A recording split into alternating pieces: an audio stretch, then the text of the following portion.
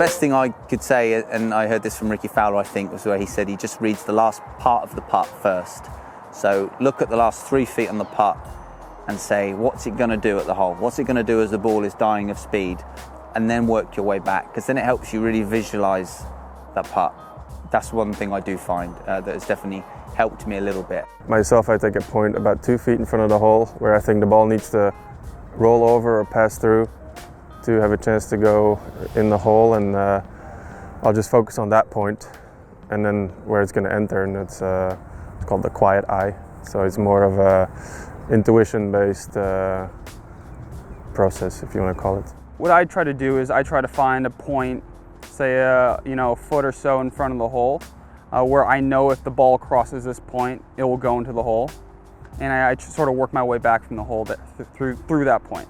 Not generally, probably 99% of the time amateurs under read putts, so I'd spend some time on the putting green, kind of checking where your ball really starts, because generally guys under read and then over aim.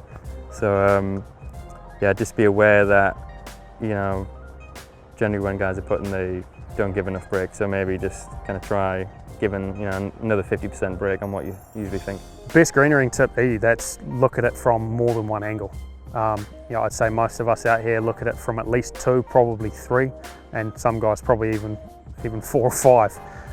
You know, for me, I always start behind the hole, walk around the low side of the hole, and then get behind the ball, and that means you get an overall picture of what the putt's going to do.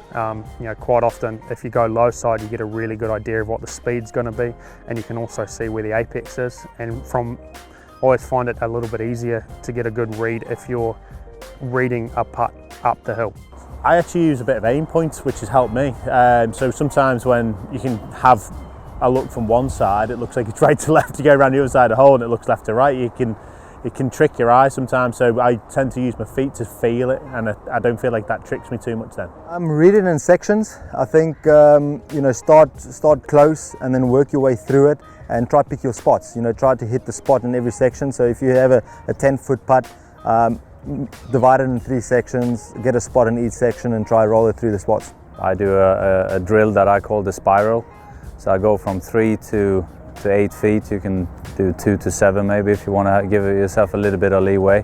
So I mark out those distances with T-pegs, 1 ball from each, and I got to make them all in one go after each other, otherwise I start over again. And you know, you really got to put that focus into each one of them, that it's game time.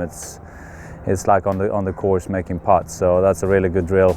I'm pretty pleased when I do it. I think the best putters on tour would probably make it in the second go on average, I think. So yeah, on second or third go we normally get it, but it's so much depending on, if you give yourself a very slopey one, then obviously it's going to be even harder. So, but it's just to get into the frame of mind that each putt means something. So you're going to give it full concentration, you're going to read it and hit it like you have to do in competition. Otherwise, just standing there and hitting putts, it's not going to be as meaningful. Take less time, honestly. I see guys do this all the time. They're on the practice green, and you know, they hole 3-footers like it's their job, and they go out onto the course, and you know, they tense up. They take too much time. I mean, it's such a short shot. It should become pretty natural. So I mean, it's a hard one, because everyone wants to, you know, take more time over these short putts because they place more importance on them. But in reality, they're easy, and you got to believe in yourself. Holding out from 3 feet, I really, most of the times I only focus to make the ball roll properly, because you are not going to find out big curves at that distance, to be honest. So most of the times you are able to find out the middle of the club of the putter, the ball is not going to have time to break that much. Yeah, let's say kind of staying down in the putt. You know, it's very easy to get anxious on those putts where you kind of get a bit quick and you lift out of the putt. So just trust your aim, trust your read, and just, you know, hit the putt and just trust yourself. Again, that's a target-based thing. Just if you pick a spot, not just the hole, pick a spot in the back of the hole, you know, the size of a tee, or the smallest target possible to aim at, and focus on that. That takes your mind away from the what ifs. You know, am I going to push it? Am I going to pull it? You know, I don't want to miss this. All of that stuff. If you just focus on the smallest target you can, you'll definitely hole more 3-footers. Keep your eyes still. I always think it's a good one. Keep the eyes still. Set up is so important. If you're setting up well to a putter and to the ball, your short putting I don't think will ever be bad. Now it's not to say you're going to hole lots of long putts, because there are a number of variables. There are way more variables in long putting and medium range putting than there are short putting.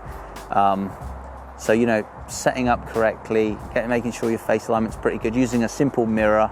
You know, we all have them out here just to make sure eyes are in a good spot, nothing's crazy going on with the ball position, and then eyes still, you know, and your short putting will be pretty good. It will never be bad. You might miss one, of course, everyone misses short putts here and there, but we just played in the greens when we miss short putts. If you're really struggling, I would suggest lining up and closing your eyes. Just keep that flow. I think a lot of times when you're over 3 foot, you can see the hole in your periphery, and you're watching the club head as well. Your eyes kind of start going everywhere. I think, you know, you could definitely benefit. Some people could definitely benefit from closing their eyes. Have you done that? I've done that, yeah. Especially I close my left eye a lot, to be honest with you, when I putt. For me, it's all about staying down on the putt, listening for the ball to go in the hole rather than trying to look for the ball to go in the hole. Very important to keep your head still, and very much check your alignment in particular. It's very easy to become very casual over a 3-foot putt, but a lot of, you know, and out here as well in particular, you become very casual over a 3-foot putt sometimes if the greens are very, very good in particular, but they can get away from you, so you have to be careful. Check your alignment and keep your head still. I would say be confident, be positive, and pick your spot. I think it's, you know, a lot of times it's people not really picking a specific spot on your line or on the putt itself. I think that is the thing, you know, if you go there or thereabout on 3 foot, it is quite easy to miss the hole. But if you pick a specific spot, you're either going to be there or thereabout, you know, in that area. So I would say be more specific.